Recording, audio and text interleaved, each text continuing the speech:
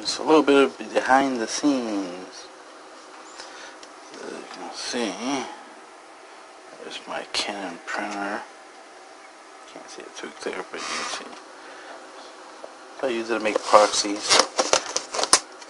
It's a good idea to obviously proxy because it's cheaper that way than to actually buy all the cards you need and want.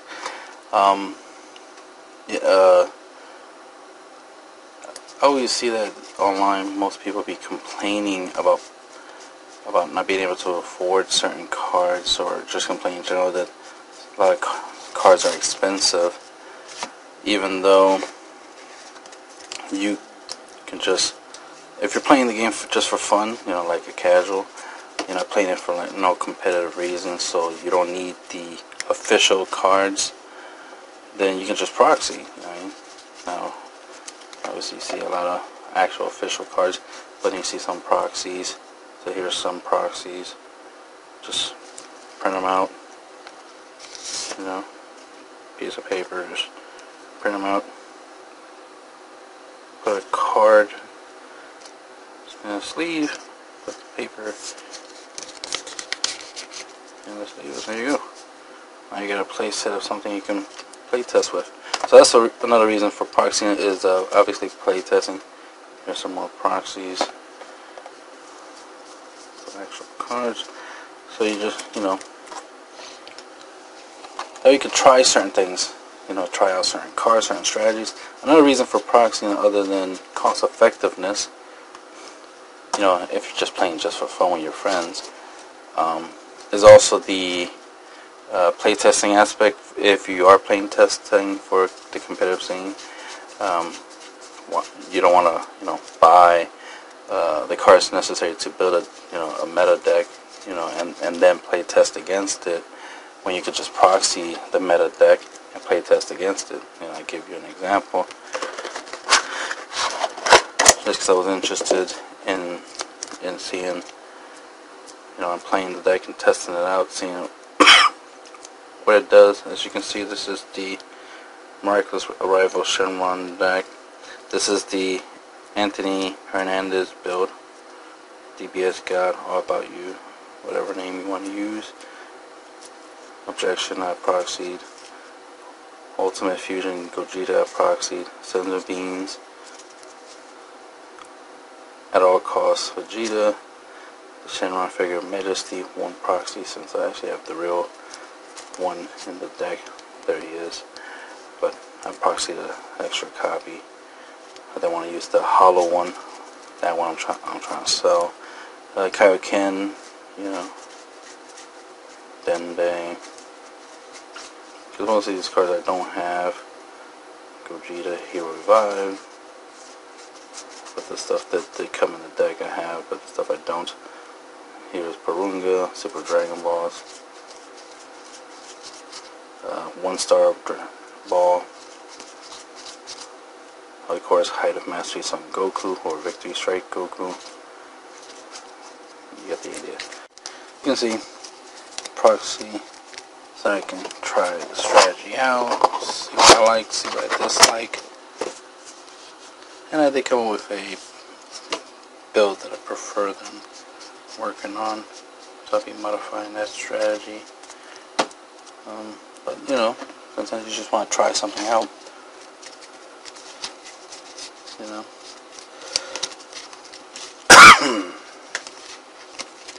Get some good stuff in here. And I got the bad rings. Kibito Kai. Dark Plots. Got the shoe. Let's see. Got the Mighty Flutes. Kind Goku. Goku's always good. I always like the idea of, like, you know, Tekken 4 in for like energy purposes as well as deck thinning. Because what you would do is, you know, you could play one as energy, right? Then tap it to play a Goku. Then look at the top 7 cards of your deck and like, oh look, I grabbed another Goku. So that way you can thin your deck out. And then, you know, they're 5K combos in their own right. There are other Gokus that, you know, and that are blue. I wish this just grabbed any Goku, that'd be really awesome, but, you know, grab a blue Goku, and they are blue themselves, so they can grab each other, and that's always useful. But again, like I said, deck thinning, you play 4 of these in a deck, you can thin out your deck, just play one to start trying out one, then play another one next turn to start trying out one, you know what I mean? I always like that idea, the fact that they can search each other out. So you play one right, search out the other one. That right there is 10k boost, because you boost from the you combo from the field and combo from the hand. Right there, 10k off of you know, playing one energy. And then, you know, you thinned out your deck. You get to shuffle your deck. You get to see, you know, you get some knowledge of what's in your deck and whatnot. So that's another, you know, reason to use him. Obviously, there's some good stuff here, like the ability to take your opponent's monsters. You know, hopefully they make a couple more cards that have that ability to take your opponent's monsters. There's a good amount so far, but I could always use more.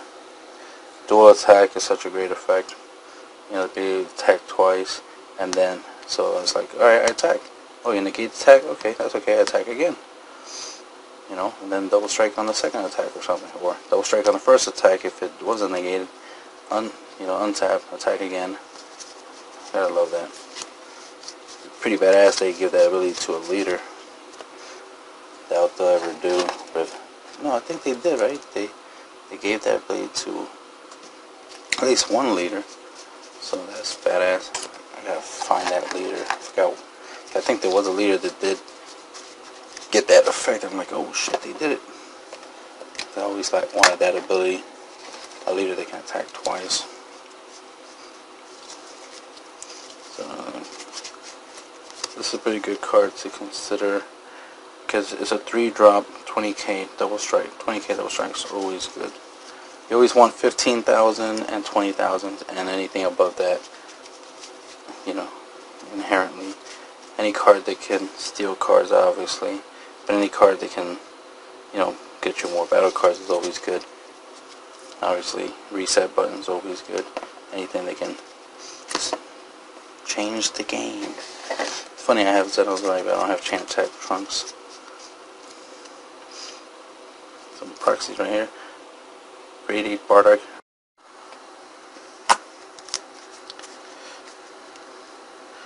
Like I said, this is a really good card here. Every leader card is yellow, so you can just obviously splash this in any yellow deck, and then you combo with it, and then you summon it.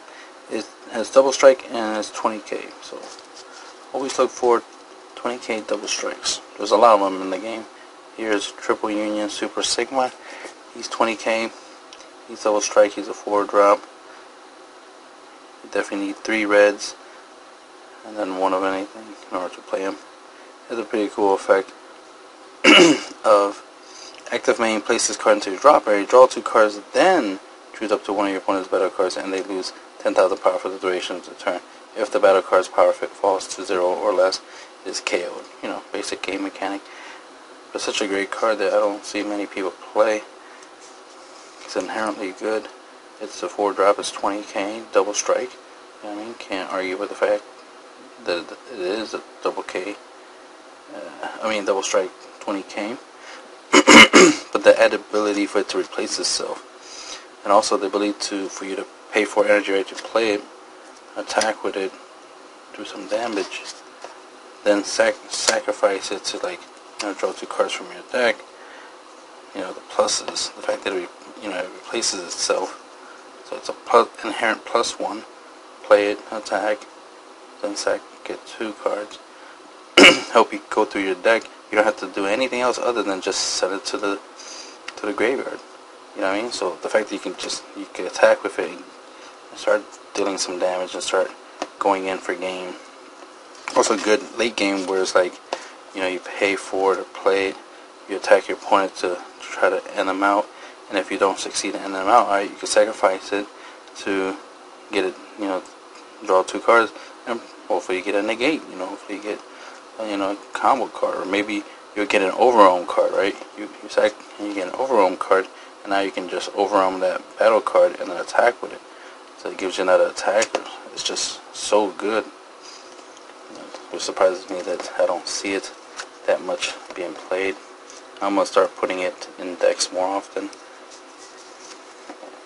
because I do play it in one deck, which is the Dr. Mew deck.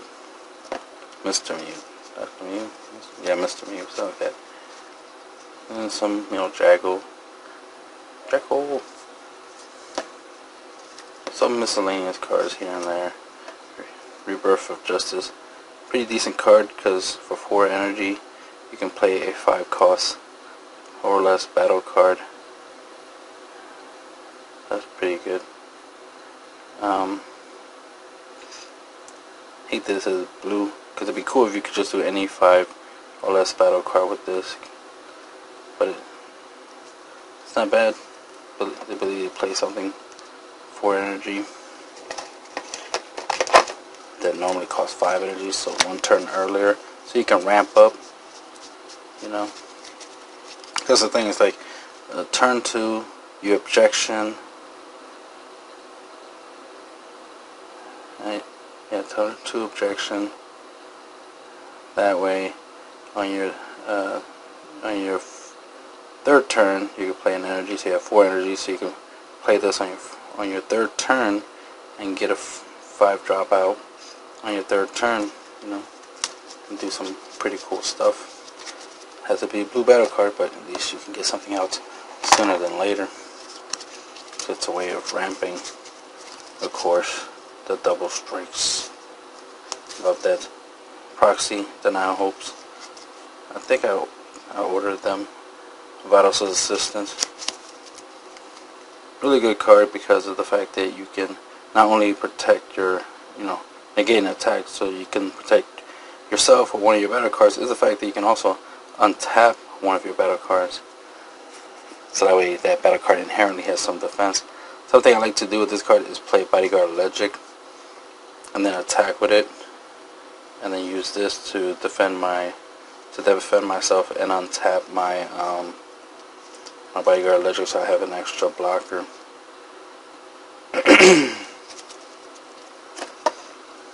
Essentially an extra negate. Of course, after image. Commies.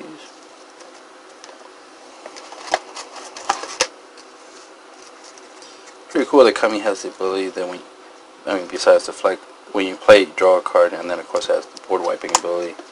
So that's pretty cool.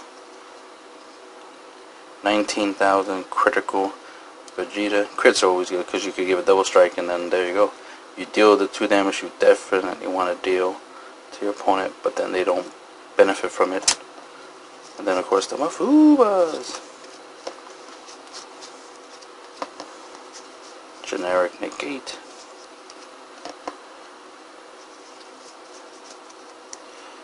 The fact that this can become 20k and double strike, and you take a life, so you're plussing, as well as you can help yourself self-awakening. So she's obviously really good. And again, and she's a 3-drop, and you could essentially special summon her through certain card effects, more after images.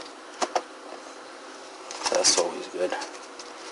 Yeah, the extra Whis and extra Dragon Ball from the deck. Oh, look, there's the other Dragon Ball. So, Proxy and Hercule and Majin Buu, friends forever. Red, blue, in case you want to be able to splash some red into a deck that's blue, and if you want to splash blue into some deck that's red. So I have a good amount of red decks, and then I have my main blue deck, so that coloration comes in handy. Then we got the other thing is there's some card effects like Weak Cohesion, for example, that untap blue energy. So having this, being able to untap, so that way it could be red energy. So you can be like Weak Cohesion to untap this, then use this for playing any red card you have that you tacked in. And Dimension Warrior Sun Goku. As you can see, 20k double strike, but it has barrier that makes it stronger than most other 20k 4-drop double strike card, because it has the barrier, which is great. Then it has Sparking 5. When you play this card, choose up to one of your opponent's battle cards and send it to war. Doesn't ignore barrier, which will make it even more better, right? But just that alone, the fact that it's a 20k double strike barrier and it's 4, so it's I can just throw this in any deck. He's a Xeno Sun Goku instead of just a regular Sun Goku, so that could matter. Let's see. All these free types of blockers are ones where if you have a leader or a battle card with a certain name, you can play for free. It's always good to have, you know, blockers, free blockers. That's free bodies that helps you get stuff on the board to attack with. Here's another Proxy Shenron. Here's the other Hercule and Boo and the rest of the Jackals. There's some more stuff that I need to sleeve. Need to buy more sleeves. Starter Coup, because when I started the game, you know, I bought the Starter Coup, you know, structure deck and like 4 packs, and I built, you know, my blue deck, which is like behind me somewhere. I'm not gonna go get it, but and then my friend bought like 12 packs, something like that, and then we just traded, you know, our extra colors. He mainly liked red and he wanted green because he's doing the Broly deck, so I gave him my greens and my reds. He traded me any extra red he might have. He traded me, as well as his blues. You know, he traded me his blues. If I had any extra blues, I traded to him. You know, in case he decided to do a deck of different colors. I used to have Senzu beans, and I used to one Senzu bean and one objection. Don't have it no more. But now I gotta go get me some. Zeno Button. That's what it was, right? I didn't have Senzu bean. What I had was Zeno Button and objection. I don't have it no more, and I gotta go get me some Zeno buttons and some ejections, because I have some uses for them. So right now I'm just proxying, but eventually did I just order them? No, I didn't just order them, but I will order them this pay week. Yeah, other decks in here.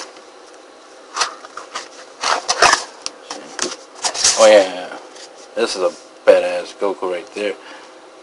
Double strike. Just inherently has double strike. That's awesome.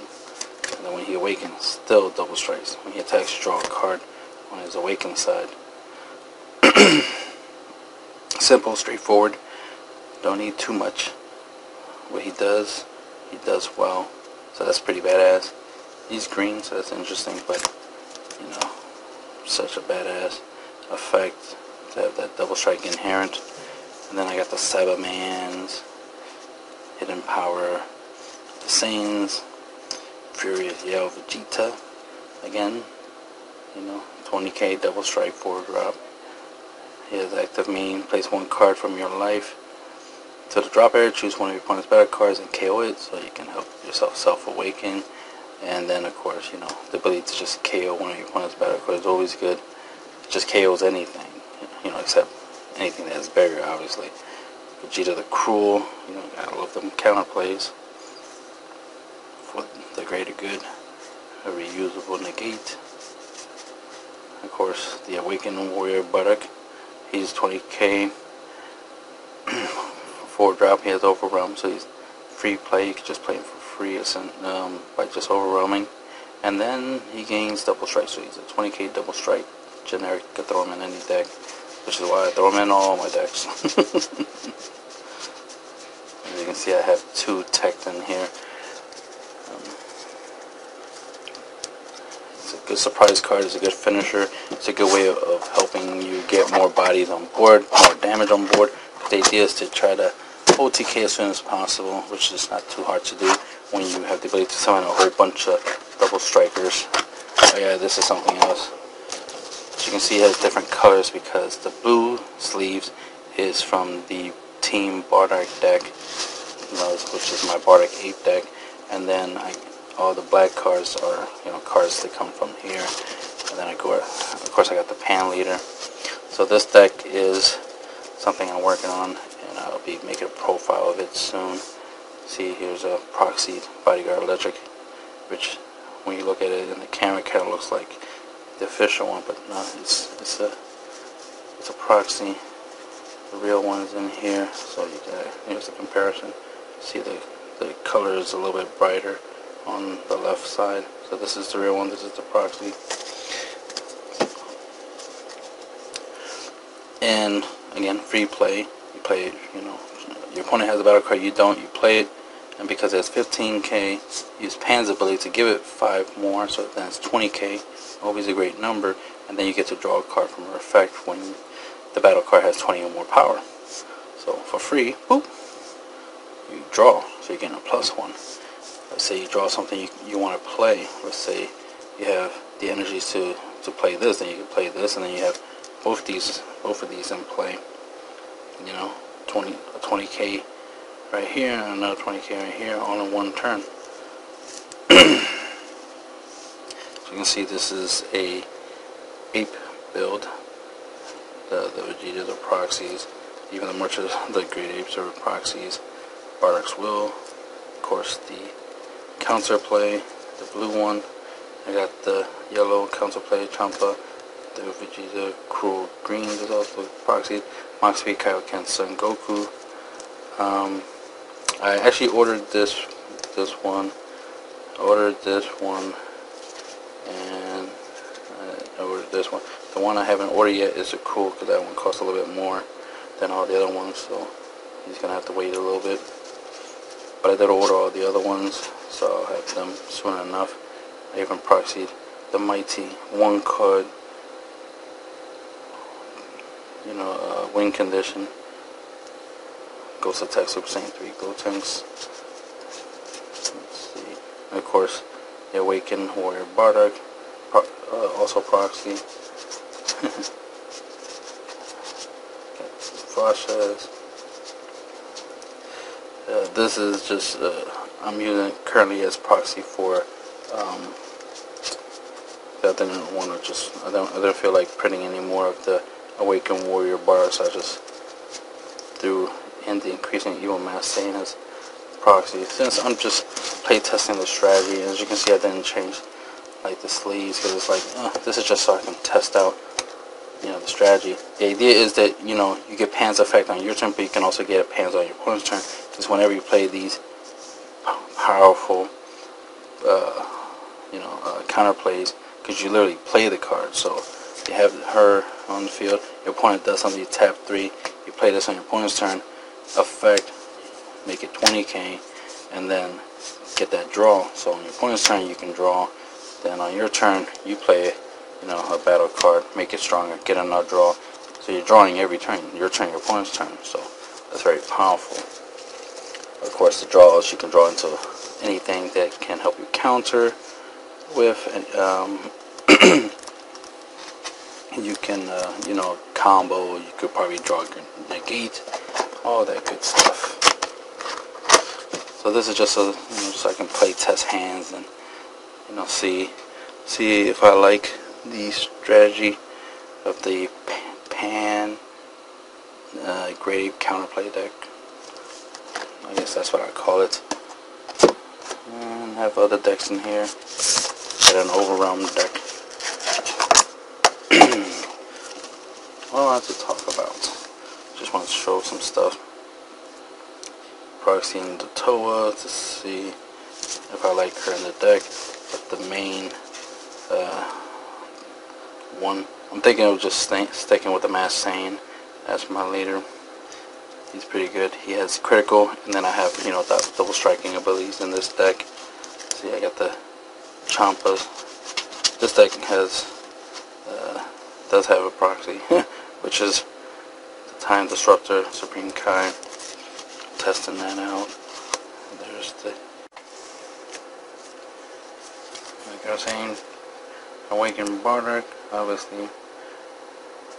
All this double striking, trying to beat my opponent as soon as possible. Under the right conditions, I should be able to beat my opponent in my third turn. I don't need much energy.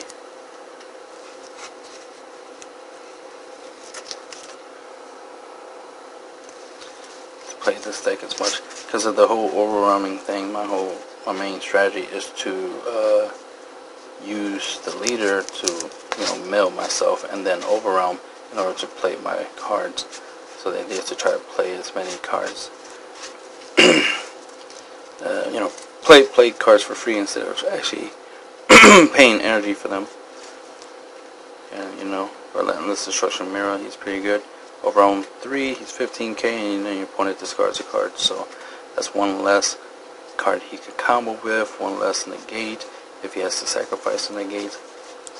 So that's always good. And then of course the Power Burst, so you can always get your little 1-drops, your Time Control Chronoa. As you can see, when you play her, you draw a card, and she has a decent effect, of course. 5k boost. So what you could do with her is, obviously, you could play her and get her, effect as well as draw a card. But the fact that you can combo with her from the hand or field, and then use obviously Power Burst, either by sparking 5 or by paying the energy to play this card, and then get her back.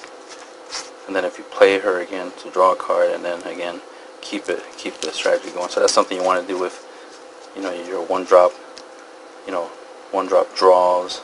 You want to combo it with your Power Burst, because it creates some like a little draw engine. And then of course Dark Powered Black Mass. Then we have Time Disruptor. It's another target for the card. Kami, of course, you play Kami, you draw a card. So it's really good that these have play draw effects. Of course, we got the Dark Control Demon God Demigri, as you can see, 20k. He has Dark Overwhelm, so that's pretty good. Which means you can play him and he stays. Unlike regular Overwhelm, where they don't stay.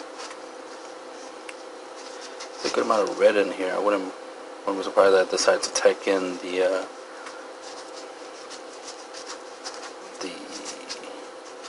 what's his name? Triple guy. Some extra cards that I'm thinking of teching in. When you play this card, if your leader card is black, you may choose up to 2 cards in your life and add them to your hand, so this can help yourself awaken. If you choose to add 1 or more cards to your hand, choose up to one of your opponent's battle cards with an energy cost of 5 or less and send them to a warp. That's a really good card. It doesn't have overwhelm, obviously you gotta pay 3 to play him. And you have to have a black leader to use them, so you can't tech them out into other decks, but hey, it's a pretty good card. It helps you with the self-awakening. Here's a Mirror Leader. It's a pretty decent one at that. It's pretty good. He's pretty good for what he does. Extra Kamis, extra battle cards that I might consider trying out. You can see certain strategies. I have a lot of decks in here, that I play with. Let's see, what was this one? Yeah, this was the Pan one. Cyberman Pan, the Shenron deck, the Team Bardock, my Ape deck. I might as well show some of the cards in here that's left over. I want to give this Bardock a try, but this is the one that I currently use. And then of course the free play blocker, Genie or Proxy, and then the real one. Then this Fasha is pretty good. She's essentially a 0 cost 10k, so that's pretty good. The 0 cost 10k battle cards that when you use them with a yellow battle card, you get the extra 5k combo on top of her 5k, so it's a free 10k. So obviously use it with stuff like double strike 20k Barnex is yellow, and you do that combo. That's 30k double strike to your opponent's life points, boy. And of course, the fact is you could pay 2 to combo him with your leader, so you'd be like, pay 2, combo with your leader, you know, deal some damage. Then he'll summon, right? Summon. You draw a card from his effect.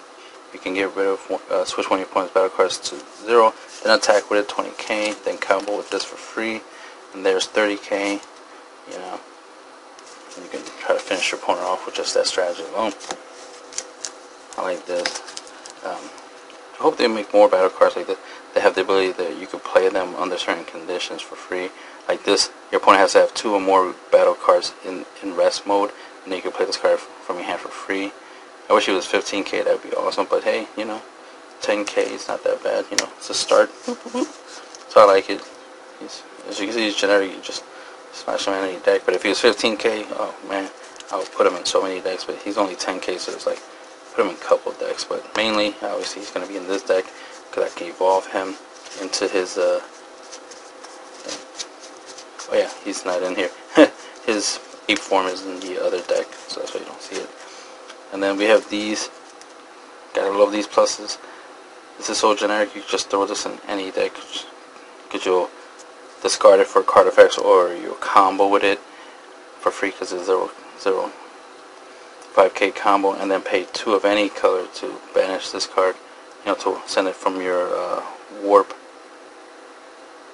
from your drop area to your warp, and then draw, you know, 2 cards. So this would be a very popular card.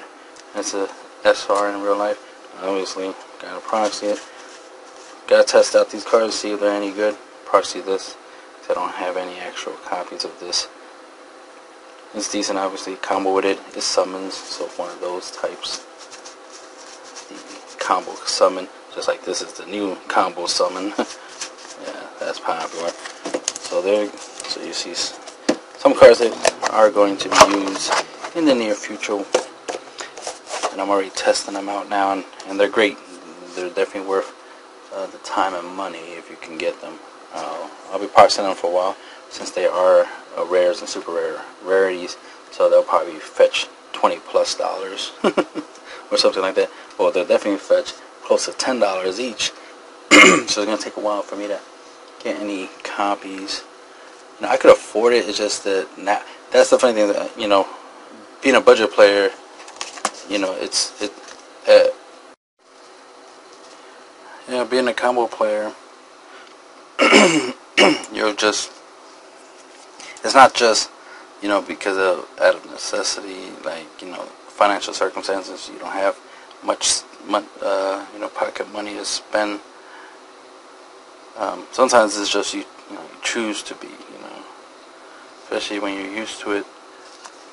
I like, because to me, you know, the best, you know, it's good when you have a really good card, but I can use something that's not considered good and make it good. You know, that shows that's a testament to my you know, skills. You know, because I can read, I can, you know, comprehend, I can obviously try things. I'm open-minded to seeing what works, what doesn't work. So, and this game makes it easy to be a budget player. Some games it makes it hard to be a budget player, because some stuff you want to use or works great for a strategy, you have to pay. Like, imagine if this wasn't an uncommon. Imagine if this was a super rare. You know, it'd be hard to, you know, to get one out of a pack, and 2 to just, you know, just to even buy it, because in secondary market, you know, obviously it'll have a higher value just because of the fact that it was harder. You know, it's harder to get if it was super rare, but they made it uncommon, and look at the power. You know what I mean? Like, so much power readily available. So you don't, you know, you have some really good stuff you can tech in, and again, this is like, you know, this is a common. So really good cards for low cost. So they did right in this game, but they made sure that you can you can play the game even, you know, even at a low budget. You know, even in moderation, you can, you know, build anything you want. Just a couple packs, and you can easily build a deck. and the deck functions relatively good. And then it's more about your skill, less about, you know, the value of your cards. You don't have to have shiny cards in order to, you know, do good. But there's still obviously the options of the good shiny cards, you know, to each their own. I'm not against playing, you know, high-end cards, you know, expensive cards, you know, good cards, as some people say. I'm not against it. It's just that it's not necessary.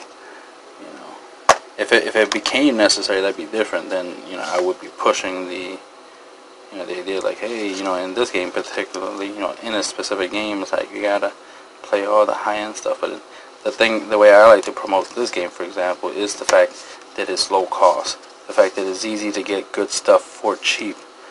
I have a whole bunch of I like to build decks, obviously. So that's why I'm creating this, because this will help me, you know, lower the cost of deck building when I already have all this stuff. Because typically, if I have 4 decks that have Zeno in it, I will literally have 4 copies of Zeno in each deck if that's the whole strategy. But, you know, with this, I don't need it. You see, they're all in the same sleeve, so I can just grab whatever I need. I'm like, oh, I need that. I need that. I need the flute. You know, I need that. It's like, alright, I need these cards. Grab all these cards, put them together, and boom, they're already sleeved up. They're already ready to go. They're ready. You know, if I have a deck already, then it's like, alright, take the cards, put them into the deck, and there you go. They're all sleeved, ready to go. You know, grab a deck box, grab the deck, put it in there, grab a leader, you know, I can go starter coup, like there you go, ready to roll, that kind of stuff. Oh yeah, where is the tin? I have a tin somewhere. Oh yeah, it's back here. There we go. Might as well show you my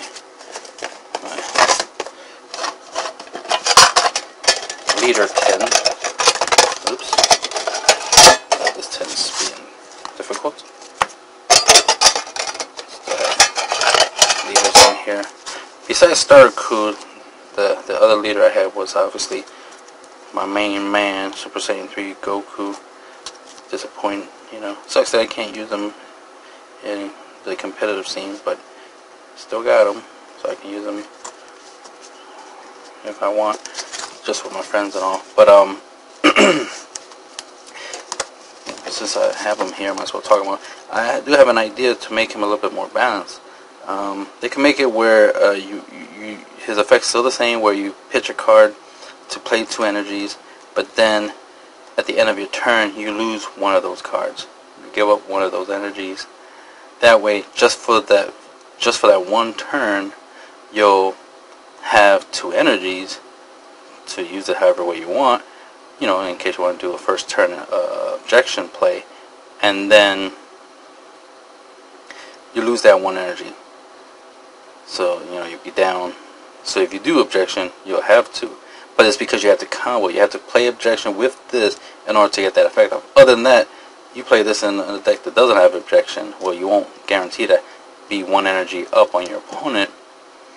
You know, so that way on your turn 2, you'll play another energy, so you'll be 3 energy on turn 2. Because typically, with his original effect, you'll be at 4 energy on turn 2, which means you can play, you know, where is it? Let's see, I can grab it real quick. Yeah, there's a copy in here. I could just grab. Then you can play this on turn 2, and then play a 5-drop on turn 2. You know, a 5-drop that could attack twice potentially, or do more than that, right? You know, you can drop some bombs real quick, or play a couple more objections and just ramp up and start playing some 7-drops.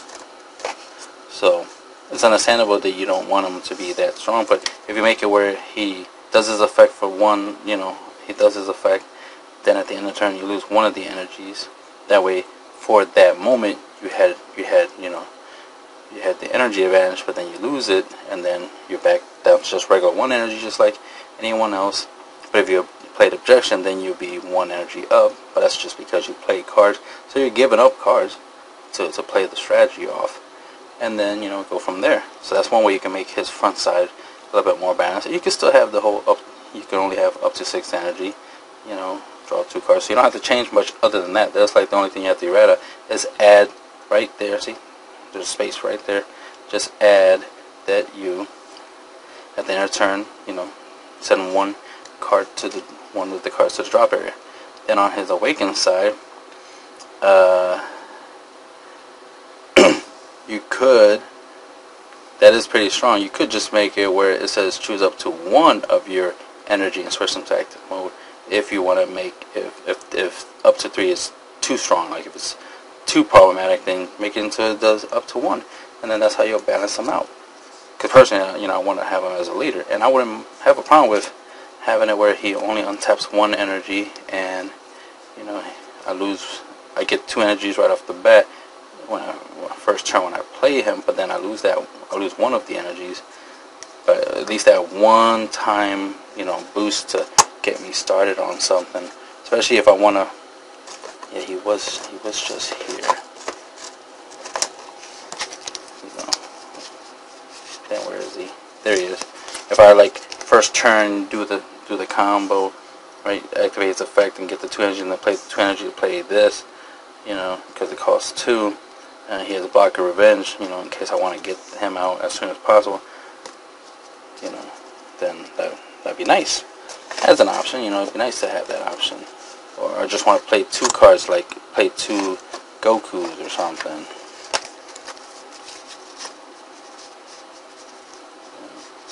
And the fact that that leader isn't specific, like it doesn't say you only, you can only use. You can play this with any color deck. It's not just because it's just energy. It's not energy specific. It's just energy. So any card can become energy.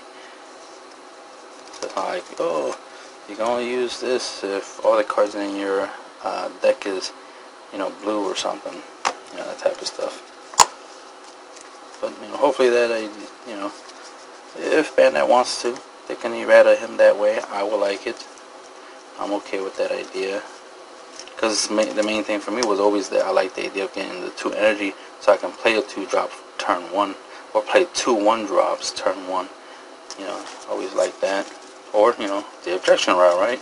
Get that little quick ramp through objection. That way it gives objection more use other than how it's currently being used. So here's some other leaders. See, I can step through them. Obviously, the Boo, the Goku, the Gohans, and their 13s. As you can see, I have like 2 copies of whichever ones I have 2 copies of.